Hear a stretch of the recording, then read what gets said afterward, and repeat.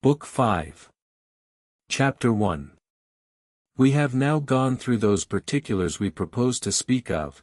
It remains that we next consider from what causes and how alterations in government arise, and of what nature they are, and to what the destruction of each state is owing, and also to what form any form of polity is most likely to shift into, and what are the means to be used for the general preservation of governments, as well as what are applicable to any particular state, and also of the remedies which are to be applied either to all in general, or to any one considered separately, when they are in a state of corruption. And here we ought first to lay down this principle, that there are many governments, all of which approve of what is just and what is analogically equal, and yet have failed from attaining thereunto.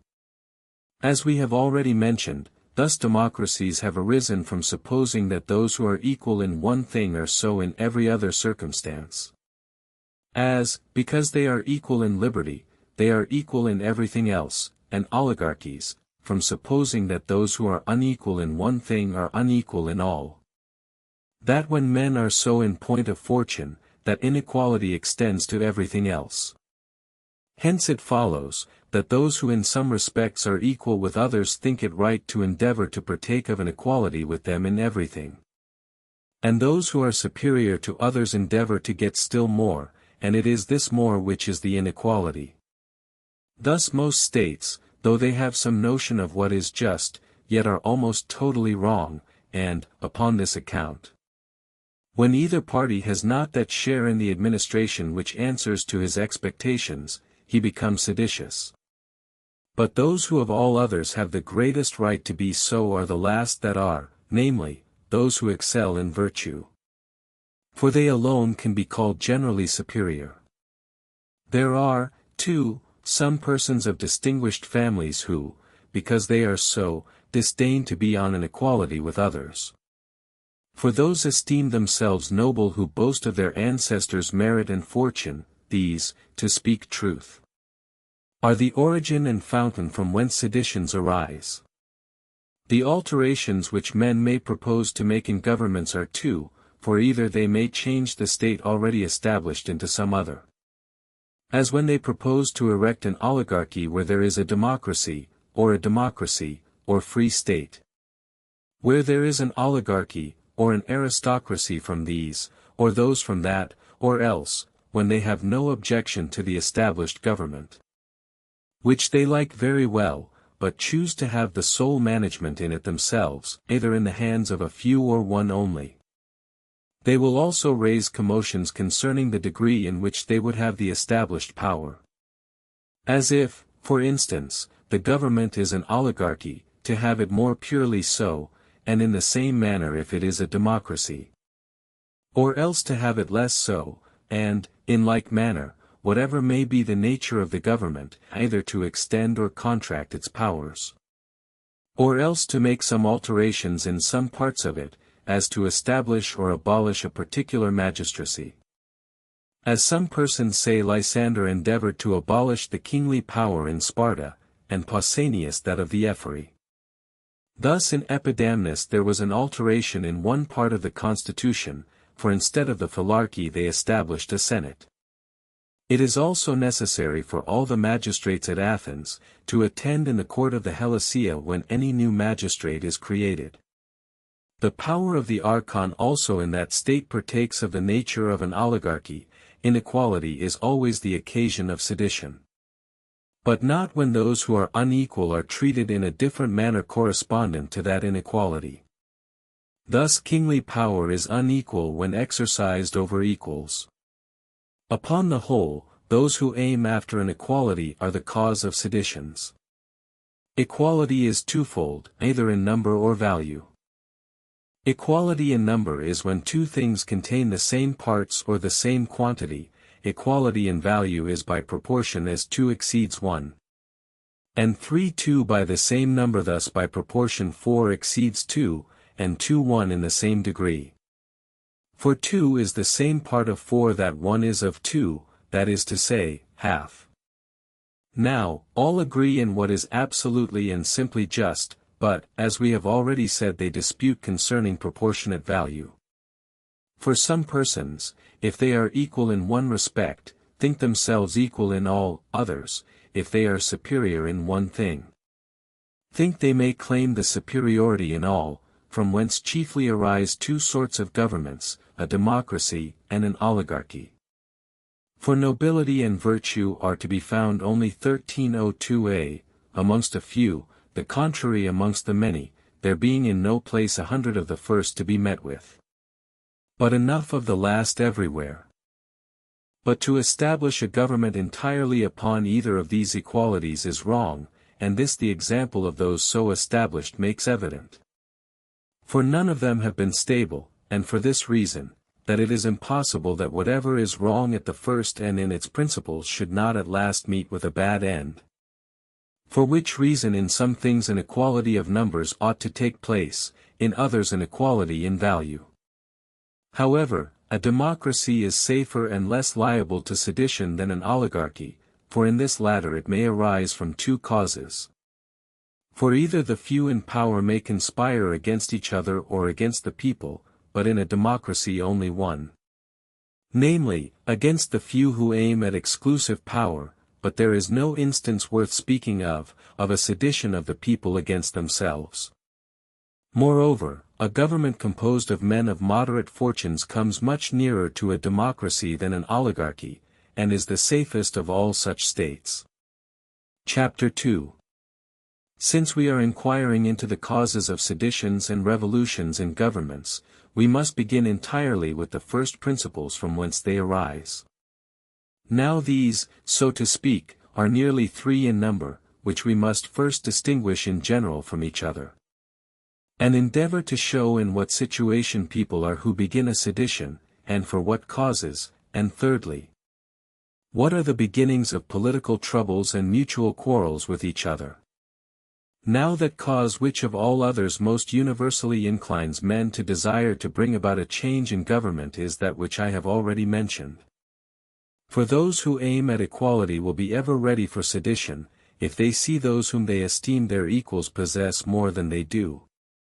As well as those also who are not content with equality but aim at superiority, if they think that while they deserve more than, they have only equal with, or less than, their inferiors. Now, what they aim at may be either just or unjust, just, when those who are inferior are seditious, that they may be equal, unjust, when those who are equal are so, that they may be superior. These, then, are the situations in which men will be seditious, the causes for which they will be so are profit and honor. And their contrary, for, to avoid dishonor or loss of fortune by mulcts, either on their own account or their friends, they will raise a commotion in the state. The original causes which dispose men to the things which I have mentioned are, taken in one manner, 7 in number. In another they are more, 2 of which are the same with those that have been already mentioned, but influencing in a different manner.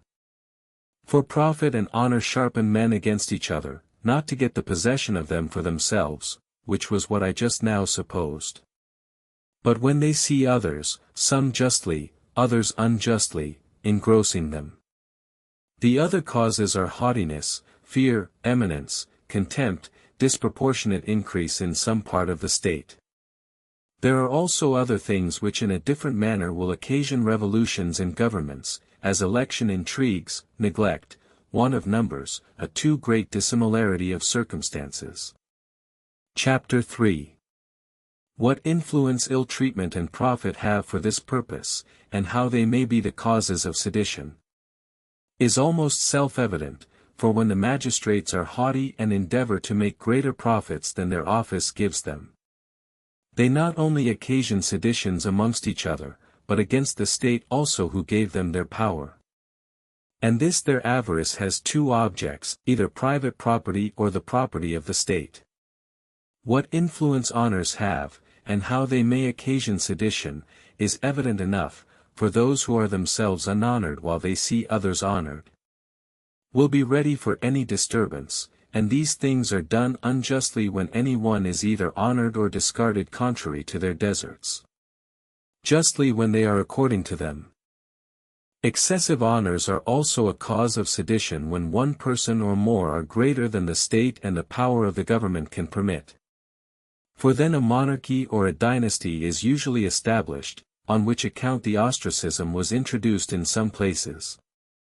As at Argos and Athens, though it is better to guard against such excesses in the founding of a state, than when they have been permitted to take place, to correct them afterward.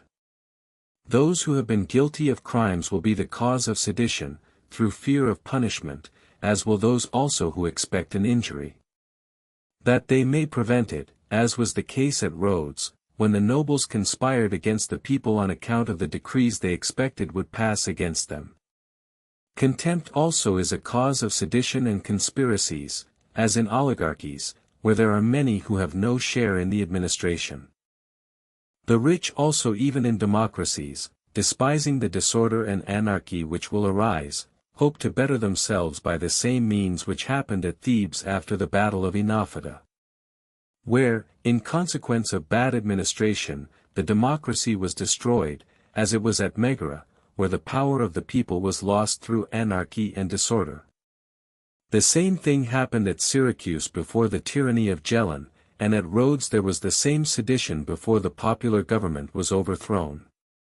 Revolutions in state will also arise from a disproportionate increase, for as the body consists of many parts, it ought to increase proportionably to preserve its symmetry, which would otherwise be destroyed, as if the foot was to be 4 cubits long, and the rest of the body but 2 palms, it might otherwise 1303a, be changed into an animal of a different form. If it increase beyond proportion not only in quantity, but also in disposition of parts, so also a city consists of parts, some of which may often increase without notice, as the number of poor in democracies and free states. They will also sometimes happen by accident, as at Tarentum, a little after the Median War, where so many of the nobles were killed in a battle by the Lapigi, that from a free state the government was turned into a democracy, and at Argos, where so many of the citizens were killed by Cleomenes the Spartan, that they were obliged to admit several husbandmen to the freedom of the state, and at Athens, through the unfortunate event of the infantry battles, the number of the nobles was reduced by the soldiers being chosen from the list of citizens in the Lacedaemonian wars. Revolutions also sometimes take place in a democracy, though seldomer, for where the rich grow numerous or properties increase, they become oligarchies or dynasties. Governments also sometimes alter without seditions by a combination of the meaner people, as at Hircea, for which purpose they changed the mode of election from votes to lots, and thus got themselves chosen. And by negligence, as when the citizens admit those who are not friends to the constitution into the chief offices of the state, which happened at Oros, when the oligarchy of the archons was put an end to at the election of Heracleodoros, who changed that form of government into a democratic free state. By little and little, I mean by this, that very often great alterations silently take place in the form of government from peoples overlooking small matters. As at Ambracia, where the census was originally small, but at last became nothing at all, as if a little and nothing at all were nearly or entirely alike. That state also is liable to seditions which is composed of different nations, till their differences are blended together and undistinguishable. For as a city cannot be composed of every multitude, so neither can it in every given time. For which reason all those republics which have hitherto been originally composed of different people or afterwards admitted their neighbors to the freedom of their city, have been most liable to revolutions, as when the Achaeans joined with the Trezenians in founding Sybaris. For soon after, growing more powerful than the Trezenians, they expelled them from the city, from whence came the proverb of Sybarite wickedness. And again, disputes from a like cause happened at Thurium between the Sybarites and those who had joined with them in building the city. For they assuming upon these, on account of the country being their own, were driven out. And at Byzantium the new citizens, being detected in plots against the state, were driven out of the city by force of Armis. The Anticians also, having taken in those who were banished from Chios, afterwards did the same thing, and also the Zancleans, after having taken in the people of Samos. The Apolloniates, in the Euxine Sea, having admitted their sojourners to the freedom of their city, were troubled with seditions. And the Syracusans, after the expulsion of their tyrants, having enrolled strangers and mercenaries amongst their citizens, quarrelled with each other and came to an open rupture, and the people of Amphipolis, having taken in a colony of Chalcidians, were the greater part of them driven out of the city by them. Many persons occasion seditions in oligarchies because they think themselves ill-used in not sharing the honors of the state with their equals, as I have already mentioned, but in democracies the principal people do the same because they have not more than an equal share with others who are not equal to them. The situation of the place will also sometimes occasion disturbances in the state when the ground is not well adapted for one city, as at Clazamene, where the people who lived in that part of the town called Chytrum quarrelled with them who lived in the island, and the Colophonians with the Notians. Chapter 4. But seditions in government do not arise for little things, but from them, for their immediate cause is something of moment. Now, trifling quarrels are attended with the greatest consequences when they arise between persons of the first distinction in the state, as was the case with the Syracusans in a remote period, for a revolution in the government was brought about by a quarrel between two young men who were in office. Upon a love affair, for one of them being absent, the other seduced his mistress, he in his turn, offended with this, persuaded his friend's wife to come and live with him, and upon this the whole city took part either with the one or the other. And the government was overturned, therefore every one at the beginning of such disputes ought to take care to avoid the consequences, and to smother up all quarrels which may happen to arise amongst those in power, for the mischief lies in the beginning. For the beginning is said to be half of the business, so that what was then but a little fault will be found afterwards to bear its full proportion to what follows. Moreover, disputes between men of note involve the whole city and their consequences. In Hestia, after the Median War, two brothers having a dispute about their paternal estate, he who was the poorer, from the others having concealed part of the effects, and some money which his father had found, engaged the popular party on his side, while the other, who was rich, the men of fashion. And at Delphos, 1304a, a quarrel about a wedding was the beginning of all the seditions that afterwards arose amongst them. For the bridegroom, being terrified by some unlucky omen upon waiting upon the bride, went away without marrying her, which her relations resenting, contrived secretly to convey some sacred money into his pocket while he was sacrificing, and then killed him as an impious person. At Mytilene also, a dispute, which arose concerning a right of heritage, was the beginning of great evils. And a war with the Athenians, in which Patches took their city, for Timophanes, a man of fortune, leaving two daughters, Doxander, who was circumvented in procuring them in marriage for his two sons, began a sedition, and excited the Athenians to attack them, being the host of that state. There was also a dispute at Phocaea, concerning a right of inheritance, between Nasus, the father of Nasus, and Euthycrates, the father of Onomarchus, which brought on the Phocians the sacred war. The government too of Epidamnus was changed from a quarrel that arose from an intended marriage, for a certain man having contracted his daughter in marriage, the father of the young person to whom she was contracted, being Archon, punishes him, upon which account he, resenting the affront, associated himself with those who were excluded from any share in the government, and brought about a revolution.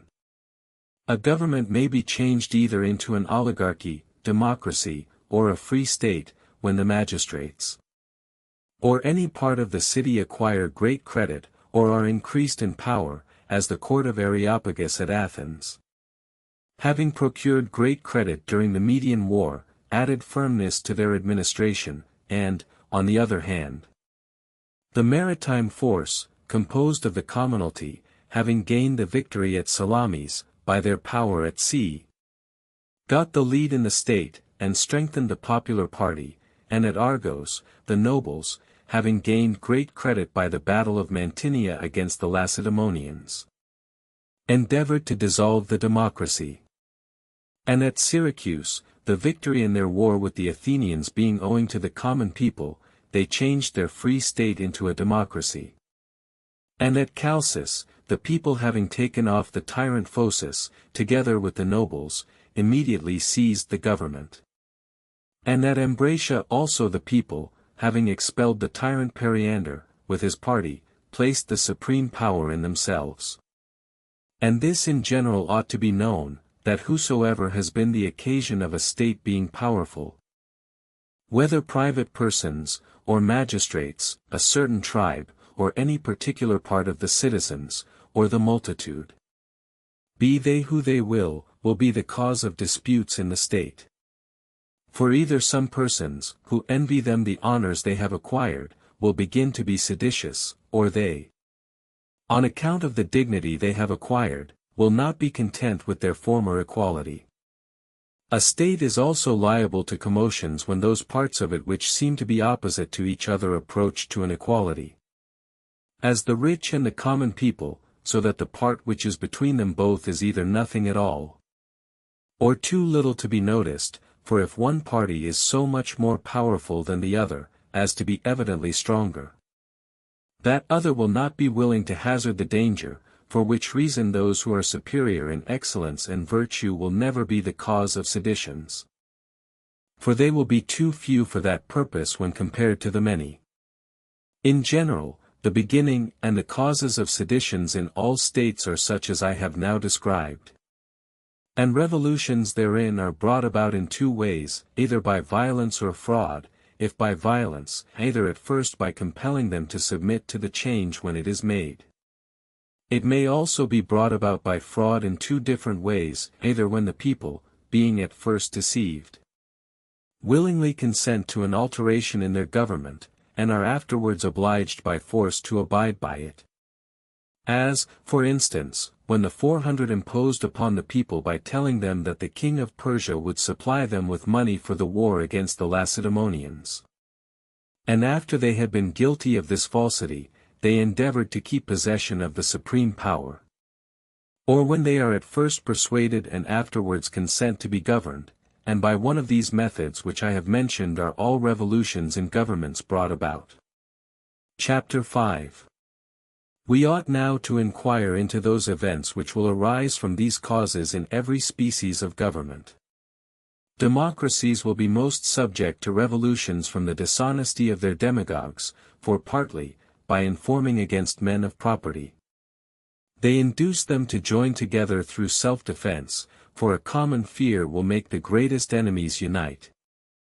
And partly by setting the common people against them, and this is what anyone may continually see practiced in many states.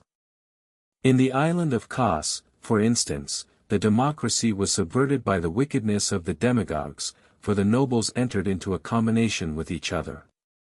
And at Rhodes the demagogues, by distributing of bribes, prevented the people from paying the trierarchs what was owing to them, who were obliged by the number of actions they were harassed with to conspire together and destroy the popular state. The same thing was brought about at Heraclea, soon after the settlement of the city, by the same persons. For the citizens of note, being ill-treated by them, quitted the city, but afterwards joining together they returned and overthrew the popular state. Just in the same manner the democracy was destroyed in Megara, for there the demagogues, to procure money by confiscations, drove out the nobles, till the number of those who were banished was considerable, who, 1305 returning, got the better of the people in a battle, and established an oligarchy.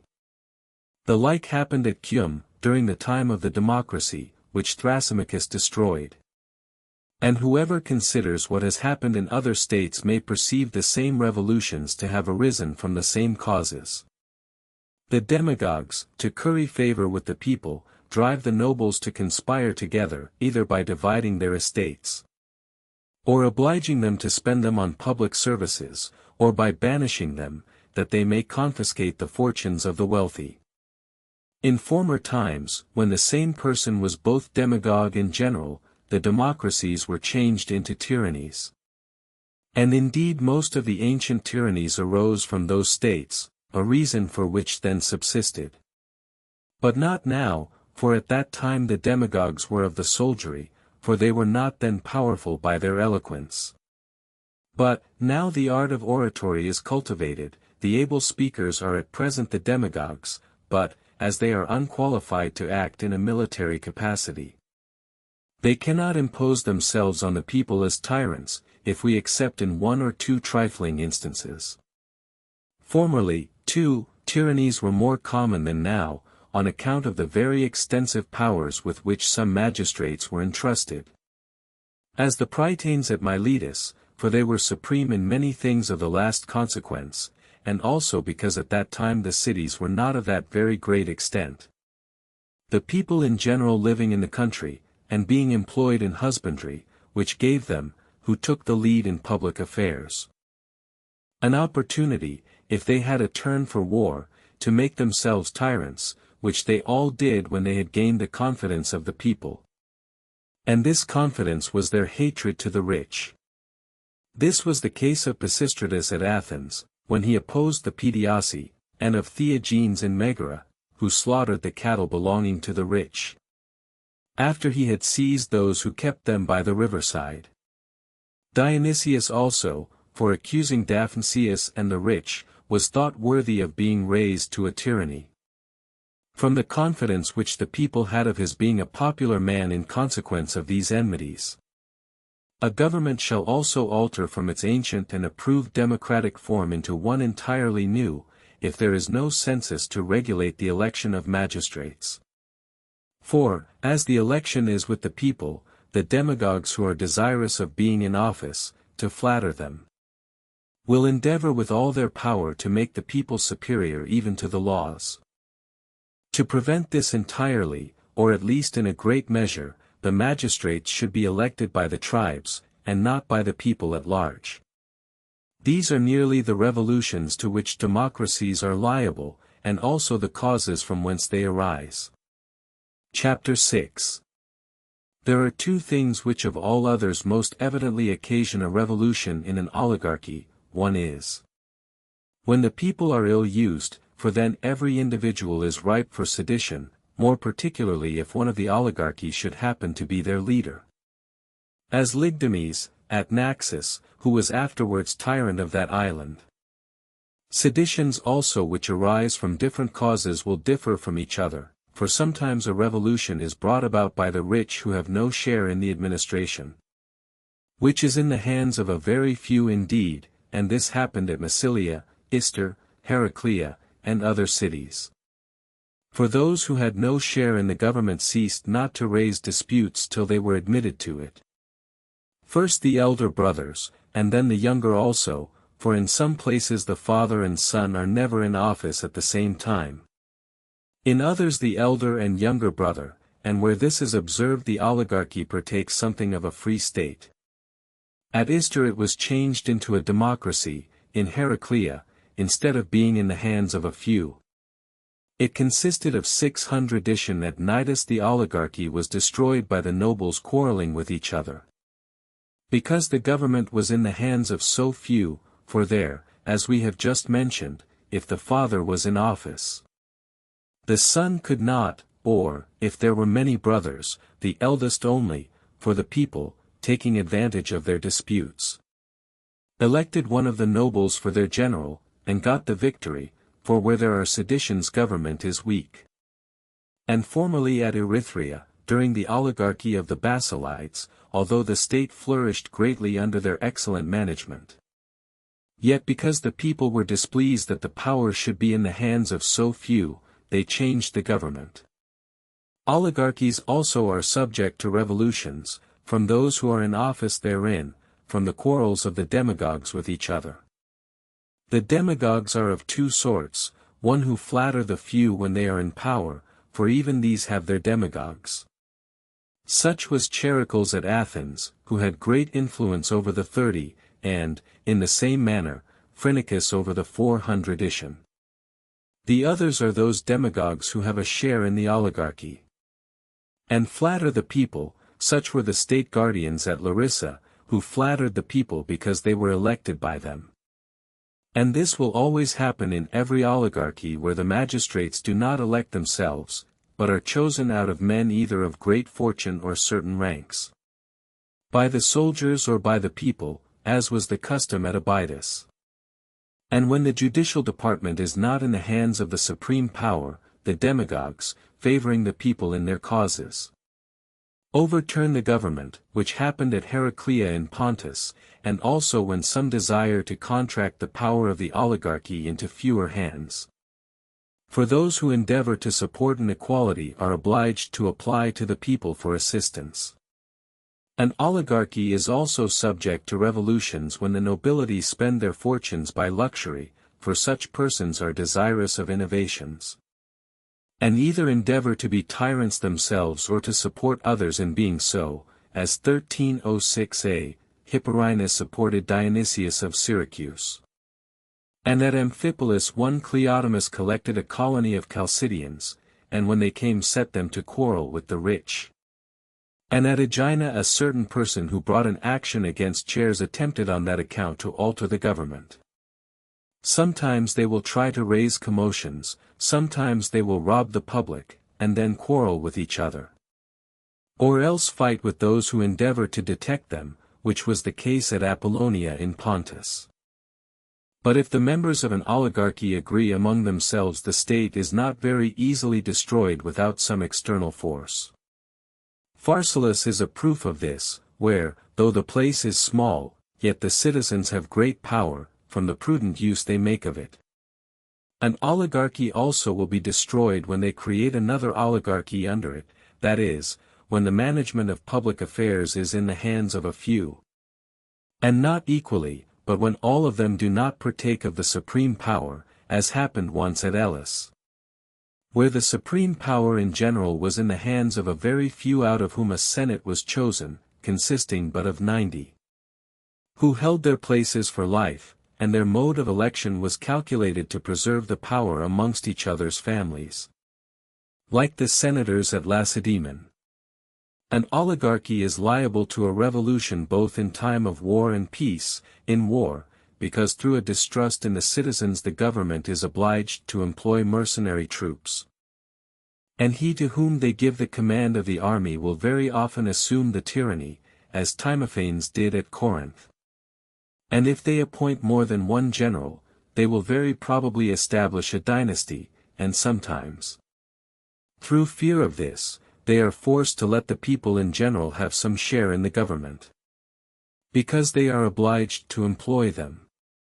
In peace, from their want of confidence in each other, they will entrust the guardianship of the state to mercenaries and their general, who will be an arbiter between them, and sometimes become master of both, which happened at Larissa, when Simos and the Aeluati had the chief power. The same thing happened at Abydos, during the time of the political clubs, of which Ephiades was one. Commotions also will happen in an oligarchy from one party's overbearing and insulting another, or from their quarreling about their lawsuits or marriages. How their marriages, for instance, will have that effect has been already shown, and in Eretria, Diagoras destroyed the oligarchy of the knights upon the same account. A sedition also arose at Heraclea, from a certain person being condemned by the court, and at Thebes, in consequence of a man's being guilty of adultery. The punishment indeed which Eurytion suffered at Heraclea was just, yet it was illegally executed, as was that at Thebes upon Archias, for their enemies endeavored to have them publicly bound in the pillory. Many revolutions also have been brought about in oligarchies by those who could not brook the despotism which those persons assumed who were in power, as at Cnidus and Chios. Changes also may happen by accident in what we call a free state and in an oligarchy, wheresoever the senators, judges, and magistrates are chosen according to a certain census, for it often happens that the highest census is fixed at first. So that a few only could have a share in the government, in an oligarchy, or in a free state those of moderate fortunes only. When the city grows rich, through peace or some other happy cause, it becomes so little that everyone's fortune is equal to the census. So that the whole community may partake of all the honors of government, and this change sometimes happens by little and little. And insensible approaches, sometimes quicker. These are the revolutions and seditions that arise in oligarchies, and the causes to which they are owing. And indeed both democracies and oligarchies sometimes alter, not into governments of a contrary form, but into those of the same government, as, for instance, from having the supreme power in the law to vest it in the ruling party. Or the contrariwise. Chapter 7. Commotions also arise in aristocracies, from there being so few persons in power, as we have already observed they do in oligarchies. For in this particular an aristocracy is most near an oligarchy, for in both these states the administration of public affairs is in the hands of a few. Not that this arises from the same cause in both, though herein they chiefly seem alike. And these will necessarily be most likely to happen when the generality of the people are high-spirited and think themselves equal to each other in merit. Such were those at Lacedaemon, called the Parthenii, for these were, as well as others, descendants of citizens, who being detected in a conspiracy against the state, were sent to found Tarentum. They will happen also when some great men are disgraced by those who have received higher honors than themselves, to whom they are no ways inferior in abilities, as Lysander by the kings, or when an ambitious man cannot get into power. As Cynodon, who, in the reign of Agesilaus, was chief in a conspiracy against the Spartans, and also when some are too poor and others too rich, which will most frequently happen in time of war, as at Lacedaemon during the Messenian War, which is proved by a poem of Treatise. 1307a, called Eunomia, for some persons being reduced thereby, desired that the lands might be divided. And also when some person of very high rank might still be higher if he could rule alone, which seemed to be Pausanias's intention at Lacedaemon, when he was their general in the Median War, and Annos at Carthage. But free states and aristocracies are mostly destroyed from want of a fixed administration of public affairs, the cause of which evil arises at first from want of a due mixture of the democratic and the oligarchic parts in a free state, and in an aristocracy from the same causes, and also from virtue not being properly joined to power. But chiefly from the two first, I mean the undue mixture of the democratic and oligarchic parts, for these two are what all free states endeavor to blend together. And many of those which we call aristocracies, in this particular these states differ from each other.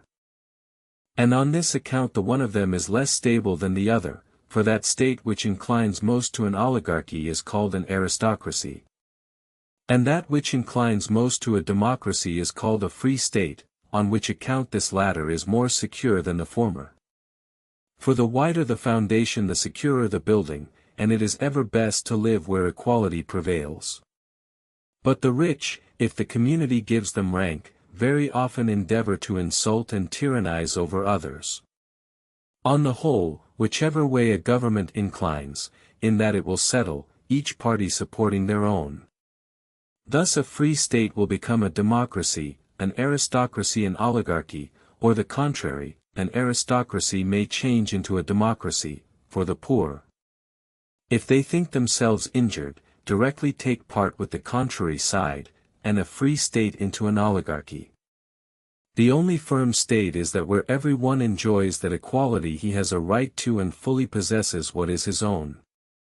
And what I have been speaking of happened to the Thurians, for the magistrates being elected according to a very high census, it was altered to a lower, and they were subdivided into more courts, but in consequence of the nobles possessing all the land, contrary to law, the state was too much of an oligarchy, which gave them an opportunity of encroaching greatly on the rest of the people. But these, after they had been well inured to war, so far got the better of their guards as to expel every one out of the country who possessed more than he ought. Moreover, as all aristocracies are free oligarchies, the nobles therein endeavor to have rather too much power. As at Lacedaemon, where property is now in the hands of a few, and the nobles have too much liberty to do as they please and make such alliances as they please. Thus the city of the Locrians was ruined from an alliance with Dionysius, which state was neither a democracy nor well-tempered aristocracy. But an aristocracy chiefly approaches to a secret change by its being destroyed by degrees, as we have already said of all governments in general. And this happens from the cause of the alteration being trifling, for whenever anything which in the least regards the state is treated with contempt, after that something else, and this of a little more consequence, will be more easily altered, until the whole fabric of government is entirely subverted.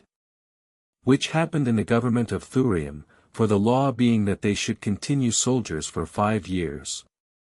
Some young men of a martial disposition, who were in great esteem amongst their officers, despising those who had the management of public affairs, and imagining they could easily accomplish their intention, first endeavored to abolish this law, with a view of having it lawful to continue the same person perpetually in the military, perceiving that the people would readily appoint them.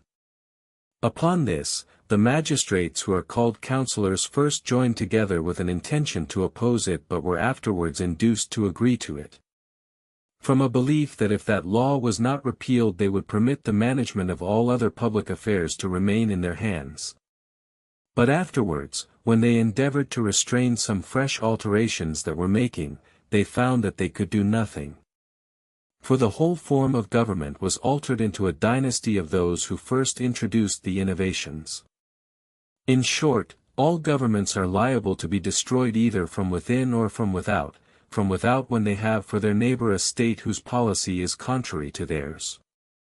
And indeed if it has great power the same thing will happen if it is not their neighbor, of which both the Athenians and the Lacedaemonians are a proof. For the one, when conquerors everywhere destroyed the oligarchies, the other the democracies. These are the chief causes of revolutions and dissensions in governments. Chapter 8. We are now to consider upon what the preservation of governments in general and of each state in particular depends. And, in the first place, it is evident that if we are right in the causes we have assigned for their destruction, we know also the means of their preservation, for things contrary produce contraries, but destruction and preservation are contrary to each other. In well-tempered governments it requires as much care as anything whatsoever, that nothing be done contrary to law.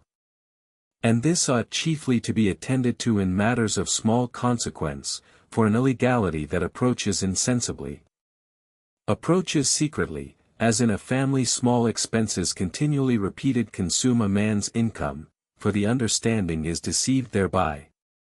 As by this false argument, if every part is little, then the whole is little. Now, this in one sense is true. In another is false, for the whole and all the parts together are large, though made up of small parts. The first therefore of anything is what the state ought to guard against, and in the next place, no credit ought to be given to those who endeavor to deceive the people with false pretenses. For they will be 1308a, confuted by facts. The different ways in which they will attempt to do this have been already mentioned. Addition, you may often perceive both aristocracies and oligarchies continuing firm, not from the stability of their forms of government, but from the wise conduct of the magistrates, both towards those who have a part in the management of public affairs, and those also who have not, towards those who have not, by never injuring them, and also introducing those who are of most consequence amongst them into office, nor disgracing those who are desirous of honor, or encroaching on the property of individuals, towards those who have, by behaving to each other upon an equality, for that equality which the favorers of a democracy desire to have established in the state is not only just, but convenient also, amongst those who are of the same rank, for which reason, if the administration is in the hands of many, those rules which are established in democracies will be very useful, as to let no one continue in office longer than 6 months. That all those who are of the same rank may have their turn, for between these there is a sort of democracy. For which reason demagogues are most likely to arise up amongst them, as we have already mentioned, besides. By this means both aristocracies and democracies will be the less liable to be corrupted into dynasties. Because it will not be so easy for those who are magistrates for a little to do as much mischief as they could in a long time. For it is from hence that tyrannies arise in democracies and oligarchies, for either those who are most powerful in each state establish a tyranny, as the demagogues in the one, the dynasties in the other, or the chief magistrates who have been long in power.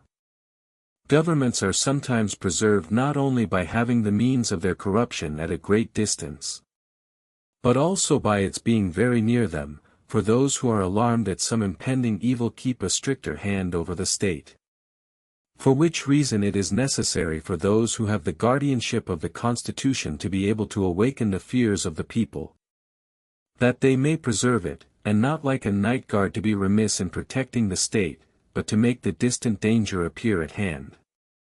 Great care ought also to be used to endeavor to restrain the quarrels and disputes of the nobles by laws, as well as to prevent those who are not already engaged in them from taking a part therein, for to perceive an evil at its very first approach is not the lot of every one, but of the politician.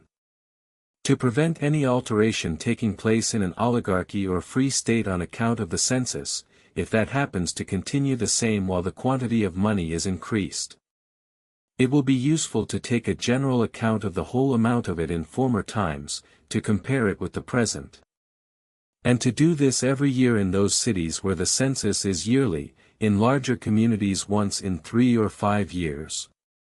And if the whole should be found much larger or much less than it was at the time when the census was first established in the state, let there be a law either to extend or contract it, doing both these according to its increase or decrease.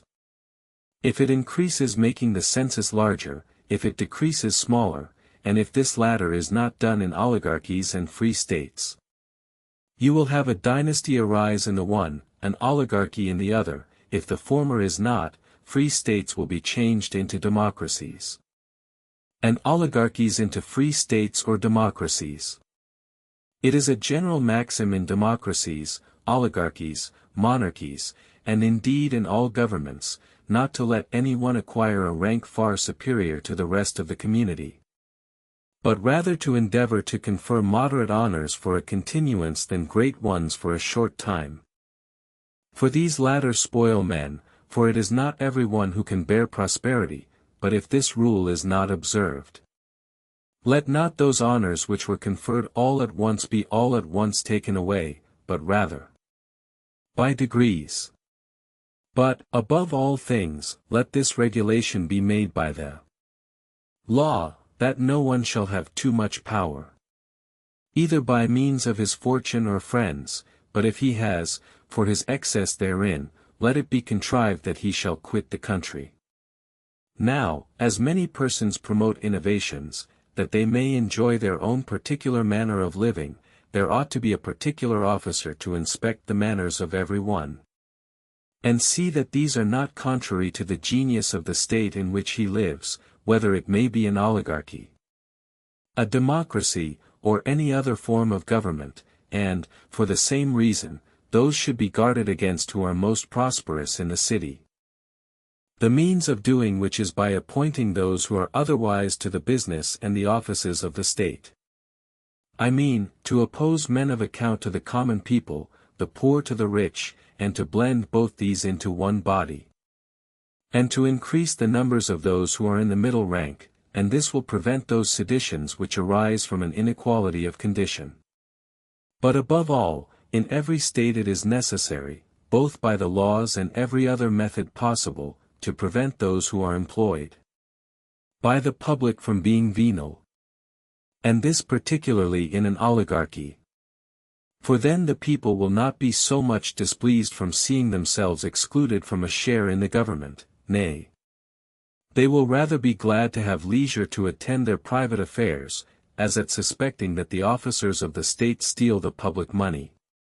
Then indeed they are afflicted with double concern, both because they are deprived of the honors of the state, and pillaged by those who enjoy them. There is one method of blending together a democracy and an aristocracy, 1309a, if office brought no profit. By which means both the rich and the poor will enjoy what they desire, for to admit all to a share in the government is democratical. That the rich should be in office is aristocratical.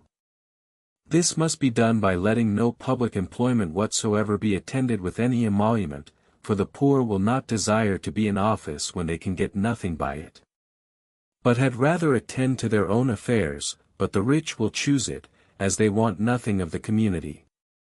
Thus the poor will increase their fortunes by being wholly employed in their own concerns, and the principal part of the people will not be governed by the lower sort. To prevent the exchequer from being defrauded, let all public money be delivered out openly in the face of the whole city. And let copies of the accounts be deposited in the different wards, tribes, and divisions.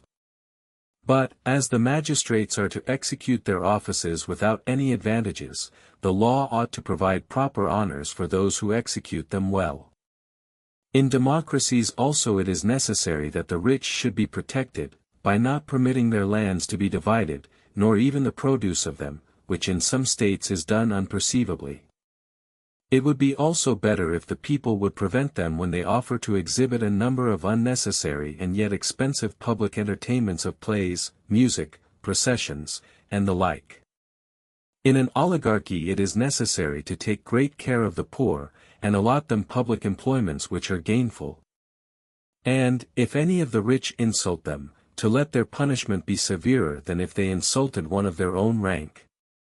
And to let estates pass by affinity, and not gift, nor to permit any person to have more than one, for by this means property will be more equally divided, and the greater part of the poor get into better circumstances.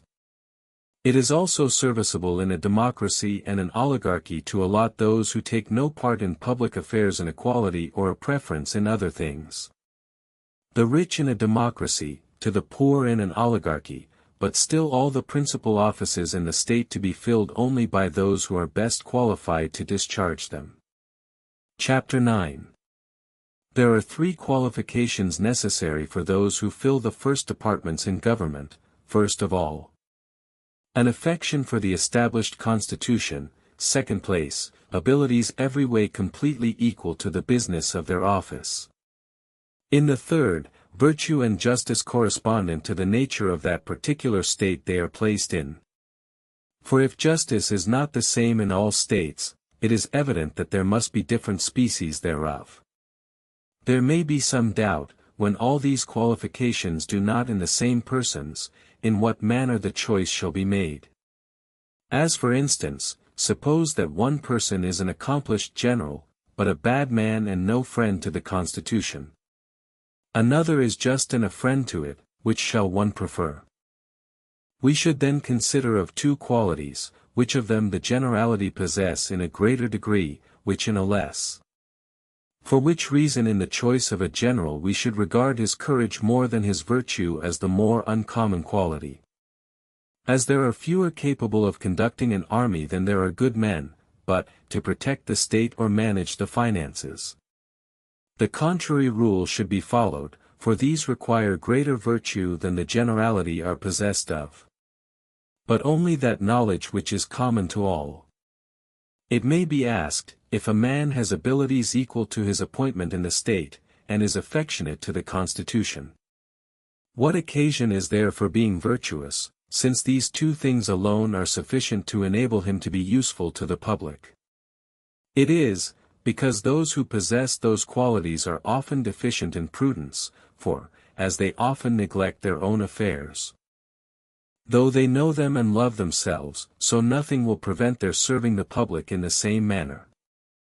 In short, whatsoever the laws contain which we allow to be useful to the state contributes to its preservation. But its first and principal support is, as has been often insisted upon, to have the number of those who desire to preserve it greater than those who wish to destroy it. Above all things that ought not to be forgotten which many governments now corrupted neglect, namely, to preserve a mean. For many things seemingly favorable to a democracy destroy a democracy, and many things seemingly favorable to an oligarchy destroy an oligarchy. Those who think this the only virtue extend it to excess, not considering that as a nose which varies a little from perfect straightness, either towards a hook nose or a flat one, may yet be beautiful and agreeable to look at, but if this particularity is extended beyond measure, first of all the properties of the part is lost, but at last it can hardly be admitted to be a nose at all. On account of the excess of the rise or sinking, thus it is with other parts of the human body, so also the same thing is true with respect to states. For both an oligarchy and a democracy may something vary from their most perfect form and yet be well constituted. But if any one endeavors to extend either of them too far, at first he will make the government the worse for it. But at last there will be no government at all remaining. The lawgiver and the politician therefore should know well what preserves and what destroys a democracy or an oligarchy. For neither the one nor the other can possibly continue without rich and poor, but that whenever an entire equality of circumstances 1310a prevails, the state must necessarily become of another form, so that those who destroy these laws, which authorize an inequality in property, destroy the government. It is also an error in democracies for the demagogues to endeavor to make the common people superior to the laws, and thus by setting them at variance with the rich, dividing one city into two, whereas they ought rather to speak in favor of the rich. In oligarchies, on the contrary, it is wrong to support those who are in administration against the people. The oaths also which they take in an oligarchy ought to be contrary to what they now are, for, at present, in some places they swear, I will be adverse to the common people, and contrive all I can against them. Whereas they ought rather to suppose and pretend the contrary, expressing in their oaths, that they will not injure the people. But of all things which I have mentioned, that which contributes most to preserve the state is, what is now most despised. To educate your children for the state, for the most useful laws, and most approved by every statesman, will be of no service if the citizens are not accustomed to and brought up in the principles of the Constitution of a democracy, if that is by law established, of an oligarchy, if that is, for if there are bad morals in one man, there are in the city. But to educate a child fit for the state, it must not be done in the manner which would please either those who have the power in an oligarchy or those who desire a democracy, but so as they may be able to conduct either of these forms of governments. But now the children of the magistrates in an oligarchy are brought up too delicately, and the children of the poor hardy with exercise and labor, so that they are both desirous of and able to promote innovations. In democracies of the purest form they pursue a method which is contrary to their welfare, the reason of which is that they define liberty wrong. Now, there are two things which seem to be the objects of a democracy: that the people in general should possess the supreme power, and all enjoy freedom, for that which is just seems to be equal. And what the people think equal, that is a law. Now, their freedom and equality consists in everyone's doing what they please. That is, in such a democracy every one may live as he likes, as his inclination guides, in the words of Euripides. But this is wrong, for no one ought to think it slavery to live in subjection to government, but protection. Thus I have mentioned the causes of corruption in different states, and the means of their preservation. Chapter 10. It now remains that we speak of monarchies, their causes of corruption, and means of preservation. And indeed almost the same things which have been said of other governments happen to kingdoms and tyrannies. For a kingdom partakes of an aristocracy, a tyranny of the worst species of an oligarchy and democracy. For which reason it is the worst that man can submit to, as being composed of two, both of which are bad.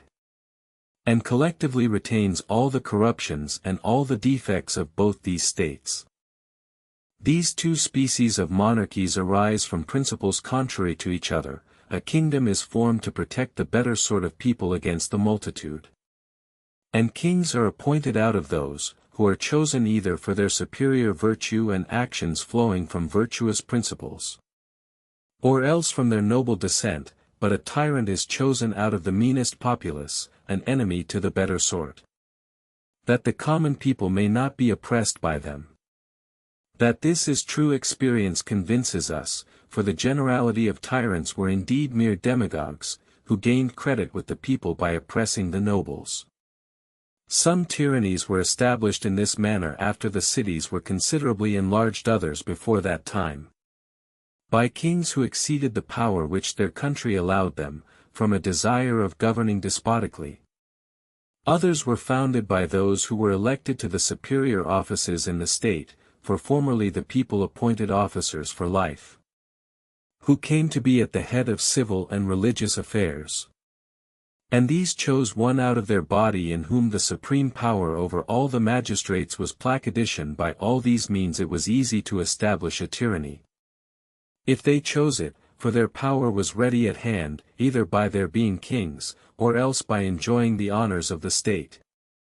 Thus Phidon at Argos and other tyrants enjoyed originally the kingly power, Phalaris and others in Ionia, the honors of the state. Pancetius at Leontium, Cypselus at Corinth, Pisistratus at Athens, Dionysius at Syracuse, and others, acquired theirs by having been demagogues. A kingdom, as we have said, partakes much of the nature of an aristocracy, and is bestowed according to worth. As either virtue, family, beneficent actions, or these joined with power, for those who have been benefactors to cities and states, or have it in their powers to be so, have acquired this honor, and those who have prevented a people from falling into slavery by war. As Codrus, or those who have freed them from it, as Cyrus, or the founders of cities, or settlers of colonies. As the kings of Sparta, Macedon, and Molossus. A king desires to be the guardian of his people, that those who have property may be secure in the possession of it, and that the people in general meet with no injury. But a tyrant, as has been often said, has no regard to the common good. Except for his own advantage, his only object is pleasure, but a king's is virtue. What a tyrant therefore is ambitious of engrossing is wealth, but a king rather honor. The guards too of a king are citizens, a tyrant's foreigners. That a tyranny contains all that is bad both in a democracy and an oligarchy is evident. With an oligarchy it has for its end gain, as the only means of providing the tyrant with guards and the luxuries of life, like that it places no confidence in the people, and therefore deprives them of the use of arms. It is also common to them both to persecute the populace, to drive them out of the city and their own habitations. With a democracy it quarrels with the nobles, and destroys them both publicly and privately, or drives them into banishment. As rivals and an impediment to the government, hence naturally arise conspiracies both amongst those who desire to govern and those who desire not to be slaves. Hence arose Periander's advice to Thrasybulus to take off the tallest stalks, hinting thereby, that it was necessary to make away with the eminent citizens. We ought then in reason, as has been already said, to account for the changes which arise in a monarchy from the same causes which produce them in other states. For, through injustice received, fear, and contempt, many of those who are under a monarchical government conspire against it. But of all species of injustice, injurious contempt has most influence on them for that purpose. Sometimes it is owing to their being deprived of their private fortunes. The dissolution too of a kingdom and a tyranny are generally the same, for monarchs abound in wealth and honor, which all are desirous to obtain. Of plots, some aim at the life of those who govern, others at their government. The first arises from hatred to their persons. Which hatred may be owing to many causes, either of which will be sufficient to excite their anger, and the generality of those who are under the influence of that passion will join in a conspiracy. Not for the sake of their own advancement, but for revenge. Thus the plot against the children of Pisistratus arose from their injurious treatment of Harmodius's sister. And insulting him also, for Harmodius resenting the injury done to his sister, and Aristogiton the injury done to Harmodius. Periander the tyrant of Ambracia also lost his life by a conspiracy, for some improper liberties he took with a boy in his cups. And Philip was slain by Pausanias for neglecting to revenge him of the affront he had received from Attains. As was Amintas the little by Darda, for insulting him on account of his age, and the eunuch by Evagras the Cyprian in revenge for having taken his son's wife away from him. Many also who have had their bodies scourged with stripes have, through resentment, either killed those who caused them to be inflicted or conspired against them. Even when they had kingly power, as at Mytilene Megacles, joining with his friends, killed the Penthalidae, who used to go about striking those they met with clubs. Thus, in later times, Smens killed Penthilus for whipping him and dragging him away from his wife. Decanicus also was the chief cause of the conspiracy against Archelaus, for he urged others on. The occasion of his resentment was his having delivered him to Euripides the poet to be scourged. For Euripides was greatly offended with him for having said something of the foulness of his breath. And many others have been killed or conspired against on the same account. Fear too is a cause which produces the same effects, as well in monarchies as in other states. Thus Artabans conspired against Xerxes through fear of punishment for having hanged Darius according to his orders, whom he supposed he intended to pardon, as the order was given at supper time. Some kings also have been 1312a, dethroned and killed in consequence of the contempt they were held in by the people. As some one conspired against Sardanapalus, having seen him spinning with his wife, if what is related of him is true. Or if not of him, it may very probably be true of someone else. Dion also conspired against Dionysius the Younger, seeing his subjects desirous of a conspiracy, and that he himself was always drunk. And even a man's friends will do this if they despise him, for from the confidence he places in them, they think that they shall not be found out. Those also who think they shall gain his throne will conspire against a king through contempt, for as they are powerful themselves, and despise the danger, on account of their own strength, they will readily attempt it. Thus a general at the head of his army will endeavor to dethrone the monarch, as Cyrus did Astyages, despising both his manner of life and his forces for want of action, his life for its effeminacy. Thus Souths, the Thracian, who was general to Ammaticus, conspired against him. Sometimes more than one of these causes will excite men to enter into conspiracies, as contempt and desire of gain, as in the instance of Mithridates against Ariobarzanes. Those also who are of a bold disposition, and have gained military honors amongst kings, will of all others be most like to engage in sedition. For strength and courage united inspire great bravery, whenever, therefore, these join in one person. He will be very ready for conspiracies, as he will easily conquer. Those who conspire against a tyrant through love of glory and honor have a different motive in view from what I have already mentioned.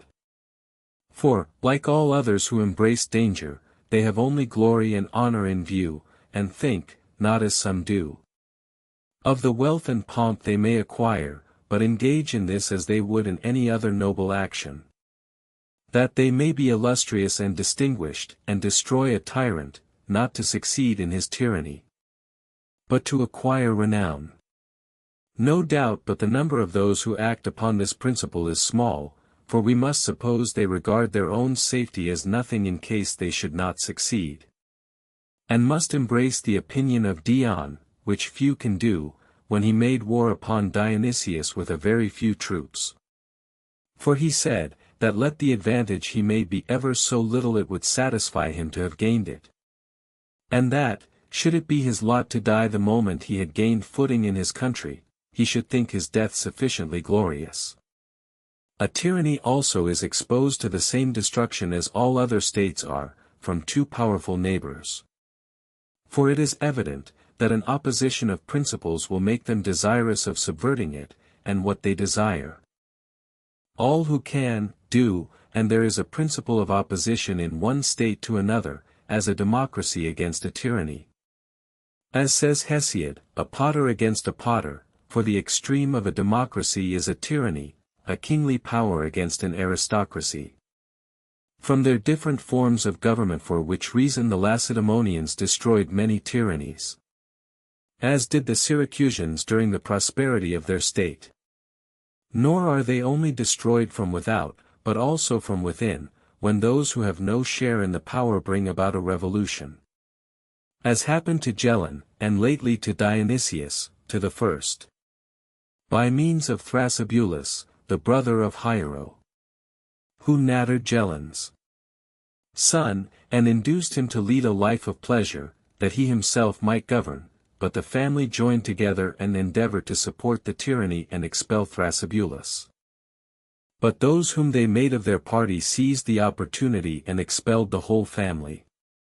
Dion made war against his relation Dionysius, and being assisted by the people, first expelled and then killed him.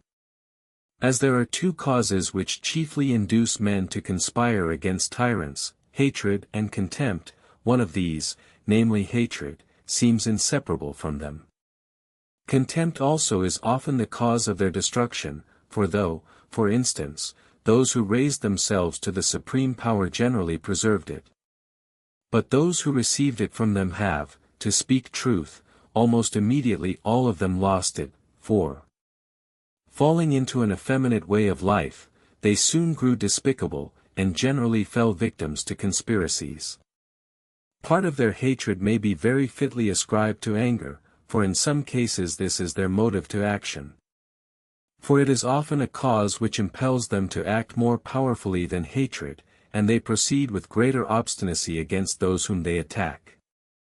As this passion is not under the direction of reason, many persons also indulge this passion through contempt, which occasioned the fall of the Pisistratii and many others.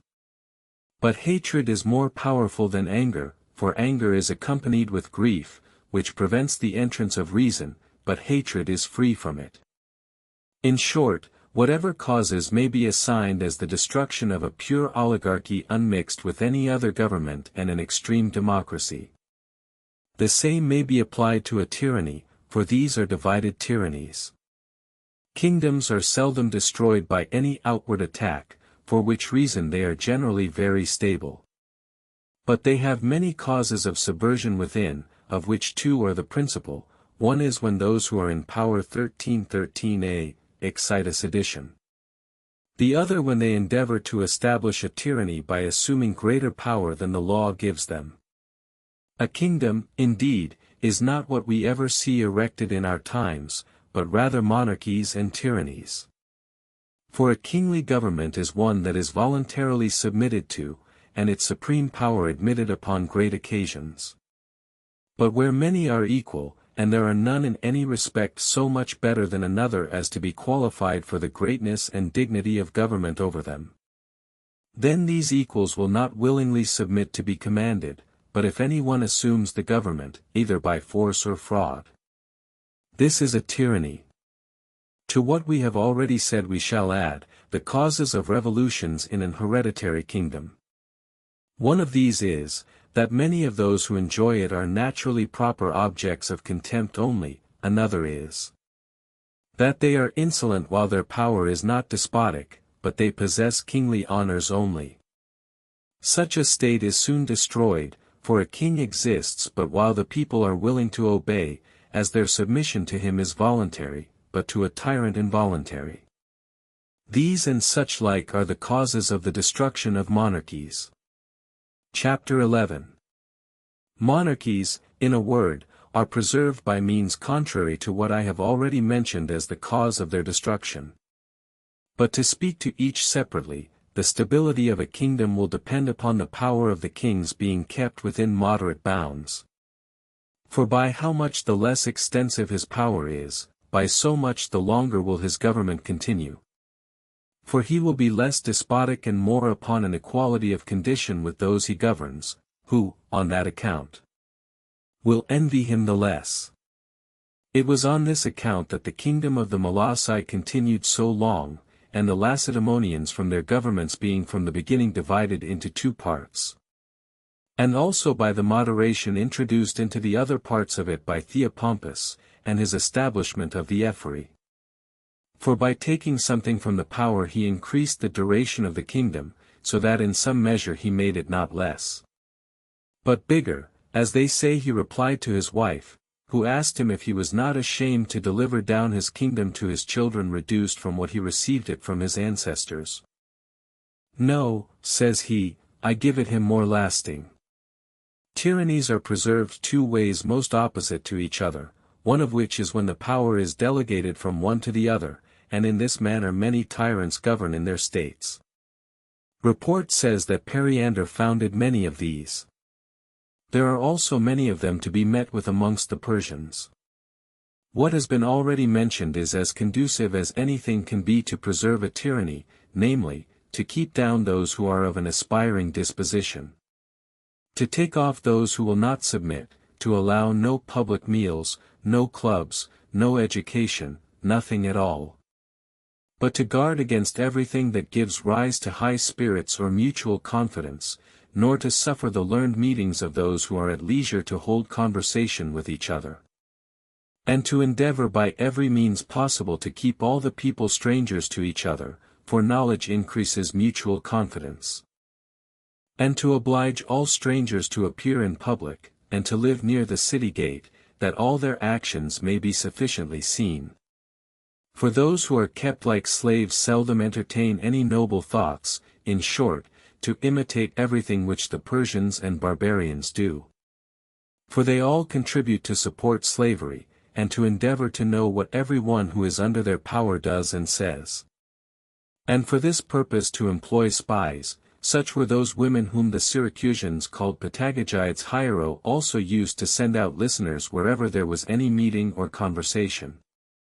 For the people dare not speak with freedom for fear of such persons, and if any one does, there is the less chance of its being concealed.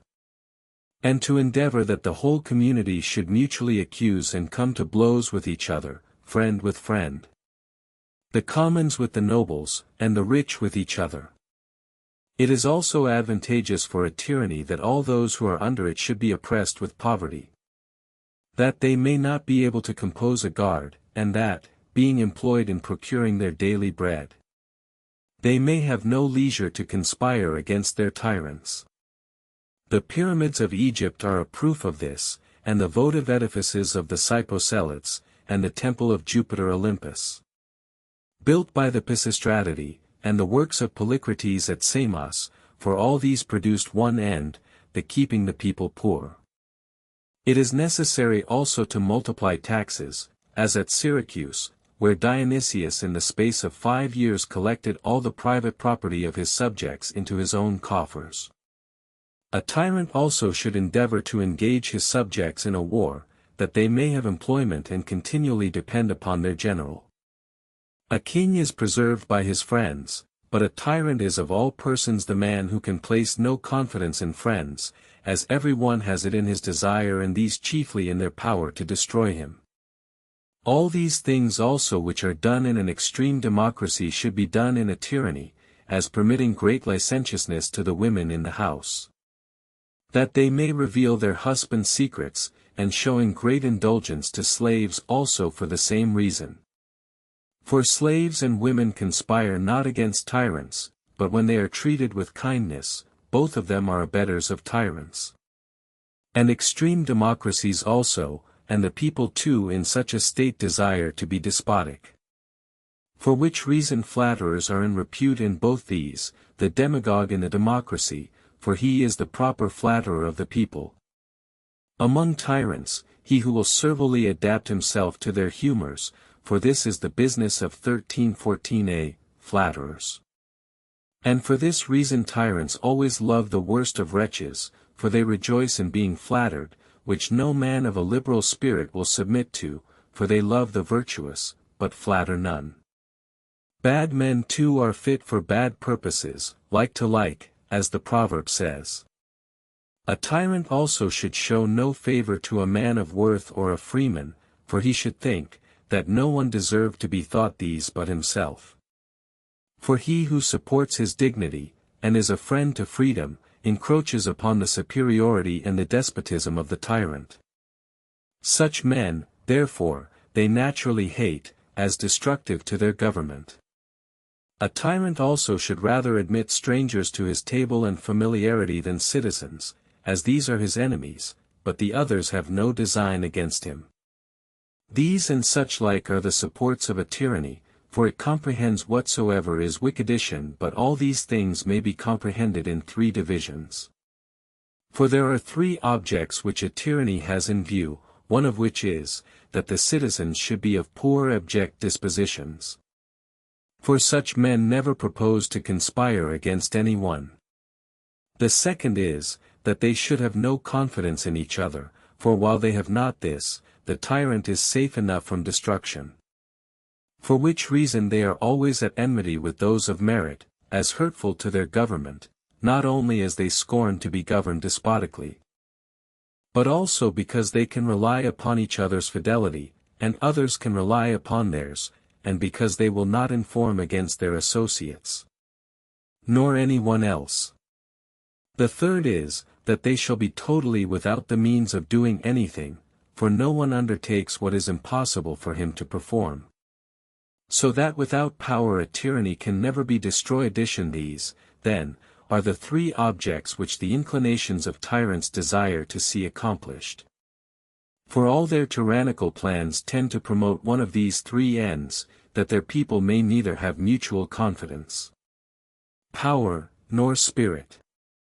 This, then, is one of the two methods of preserving tyrannies, the other proceeds in a way quite contrary to what has been already described, and which may be discerned from considering to what the destruction of a kingdom is owing, for as one cause of that is making the government approach near to a tyranny, so the safety of a tyranny consists in making the government nearly kingly.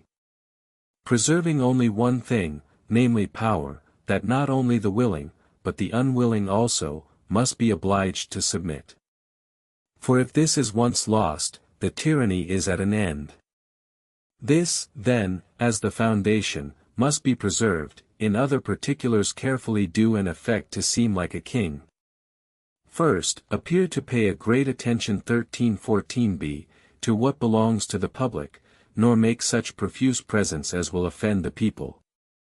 While they are to supply the money out of the hard labor of their own hands, and see it given in profusion to mistresses, foreigners, and fiddlers, keeping an exact account both of what you receive and pay, which is a practice some tyrants do actually follow. By which means they seem rather fathers of families than tyrants, nor need you ever fear the want of money while you have the supreme power of the state in your own hands. It is also much better for those tyrants who quit their kingdom to do this than to leave behind them money they have hoarded up. For their regents will be much less desirous of making innovations, and they are more to be dreaded by absent tyrants than the citizens. For such of them as he suspects he takes with him, but these regents must be left behind. He should also endeavor to appear to collect such taxes and require such services as the exigencies of the state demand, that whenever they are wanted they may be ready in time of war, and particularly to take care that he appear to collect and keep them not as his own property, but the public's. His appearance also should not be severe, but respectable, so that he should inspire those who approach him with veneration and not fear. But this will not be easily accomplished if he is desposidician if, therefore, he will not take the pains to acquire any other. He ought to endeavor to be a man of political abilities, and to fix that opinion of himself in the judgment of his subjects. He should also take care not to appear to be guilty of the least offense against modesty, nor to suffer it in those under him. Nor to permit the women of his family to treat others haughtily, for the haughtiness of women has been the ruin of many tyrants. With respect to the pleasures of sense, he ought to do directly contrary to the practice of some tyrants at present. For they do not only continually indulge themselves in them for many days together, but they seem also to desire to have other witnesses of it, that they may wonder at their happiness, whereas he ought really to be moderate in these, and, if not, to appear to others to avoid them, for it is not the sober man who is exposed either to plots or contempt, but the drunkard, not the early riser, but the sluggard. His conduct in general should also be contrary to what is reported of former tyrants, for he ought to improve and adorn his city, so as to seem a guardian and not a tyrant, and, moreover, always to 13:15a, seem particularly attentive to the worship of the gods. For from persons of such a character men entertain less fears of suffering anything illegal while they suppose that he who governs them is religious and reverences the gods. And they will be less inclined to raise insinuations against such a one, as being peculiarly under their protection. But this must be so done as to give no occasion for any suspicion of hypocrisy. He should also take care to show such respect to men of merit in every particular, that they should not think they could be treated with greater distinction by their fellow citizens in a free state. He should also let all honors flow immediately from himself, but every censure from his subordinate officers and judges. It is also a common protection of all monarchies not to make one person too great, or, certainly, not many. For they will support each other, but, if it is necessary to entrust any large powers to one person, to take care that it is not one of an ardent spirit, for this disposition is upon every opportunity most ready for a revolution. And, if it should seem necessary to deprive any one of his power, to do it by degrees, and not reduce him all at once. It is also necessary to abstain from all kinds of insolence, more particularly from corporal punishment, which you must be most cautious never to exercise over those who have a delicate sense of honor, for, as those who love money are touched to the quick when anything affects their property, so are men of honor and principle when they receive any disgrace. Therefore, either never employ personal punishment, or, if you do, let it be only in the manner in which a father would correct his son, and not with contempt, and, upon the whole, make amends for any seeming disgrace by bestowing greater honors. But of all persons who are most likely to entertain designs against the person of a tyrant, those are chiefly to be feared and guarded against who regard as nothing the loss of their own lives, so that they can but accomplish their purpose. Be very careful therefore of those who either think themselves affronted, or those who are dear to them, for those who are excited by anger to revenge regard as nothing their own persons. For, as Heraclitus says, it is dangerous to fight with an angry man who will purchase with his life the thing he aims at. As all cities are composed of two sorts of persons, the rich and the poor, it is necessary that both these should find equal protection from him who governs them, and that the one party should not have it in their power to injure the other, but that the tyrant should attach to himself that party which is the most powerful, which, if he does, he will have no occasion either to make his slaves free, or to deprive citizens of their arms. For the strength of either of the parties added to his own forces will render him superior to any conspiracy. It would be superfluous to go through all particulars, for the rule of conduct which the tyrant ought to pursue is evident enough. And that is, to affect to appear not the tyrant, but the king, the guardian of those he governs, not their plunderer. 13:15b, but their protector, and to affect the middle rank in life, not one superior to all others, he should therefore associate his nobles with him and soothe his people, for his government will not only be necessarily more honorable and worthy of imitation, as it will be over men of worth, and not abject wretches who perpetually both hate and fear him, but it will be also more durable. Let him also frame his life so that his manners may be consentaneous to virtue, or at least let half of them be so, that he may not be altogether wicked, but only so in part. Chapter 12. Indeed, an oligarchy and a tyranny are of all governments of the shortest duration.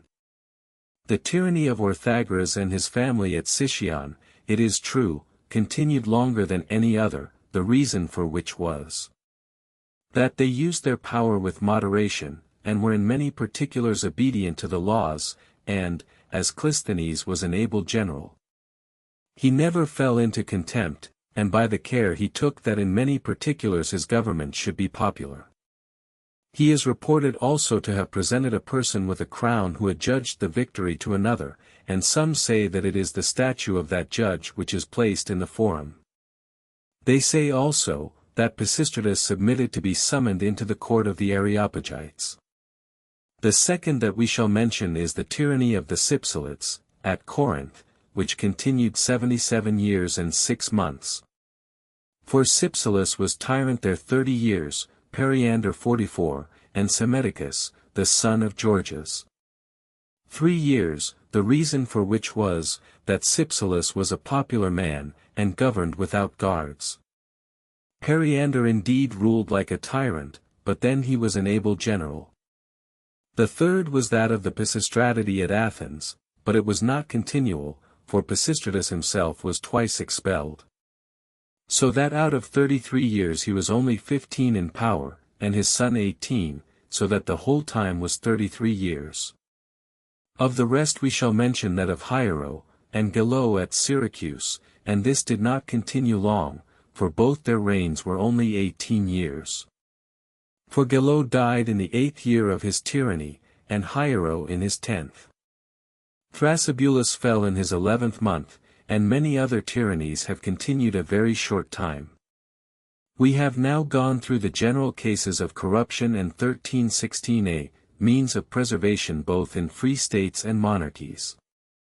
In Plato's Republic, Socrates is introduced treating upon the changes which different governments are liable to. But his discourse is faulty, for he does not particularly mention what changes the best and first governments are liable to. For he only assigns the general cause, of nothing being immutable, but that in time everything will alter. Text is unintelligible here. He conceives that nature will then produce bad men, who will not submit to education.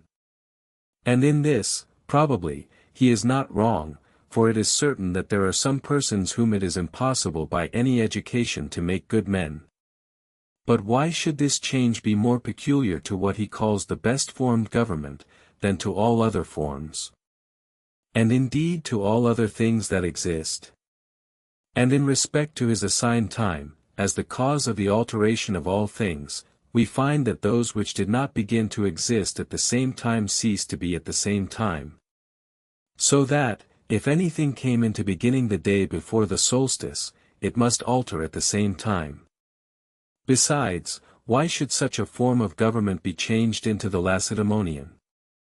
For, in general, when governments alter, they alter into the contrary species to what they before were, and not into one like their former. And this reasoning holds true of other changes, for he says, that from the Lacedaemonian form it changes into an oligarchy, and from thence into a democracy, and from a democracy into a tyranny, and sometimes a contrary change takes place. As from a democracy into an oligarchy, rather than into a monarchy. With respect to a tyranny he neither says whether there will be any change in it, or if not, to what cause it will be owing. Or if there is, into what other state it will alter, but the reason of this is, that a tyranny is an indeterminate government. And, according to him, every state ought to alter into the first, and most perfect, thus the continuity and circle would be preservation, but one tyranny often changed into another. As at Syria, from Myrons to Clisthenes, or into an oligarchy, as was Antilios at Chalcis, or into a democracy.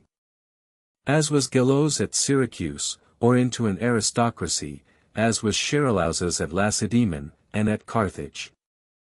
An oligarchy is also changed into a tyranny, such was the rise of most of the ancient tyrannies in Sicily. At Leontini, into the tyranny of Panetius, at Gela, into that of Cleander, at Rhegium into that of Anaxilos. And the like in many other cities. It is absurd also to suppose, that a state is changed into an oligarchy because those who are in power are avaricious and greedy of money. And not because those who are by far richer than their fellow citizens think it unfair that those who have nothing should have an equal share in the rule of the state with themselves. Who possess so much, for in many oligarchies it is not allowable to be employed in money-getting, and there are many laws to prevent it.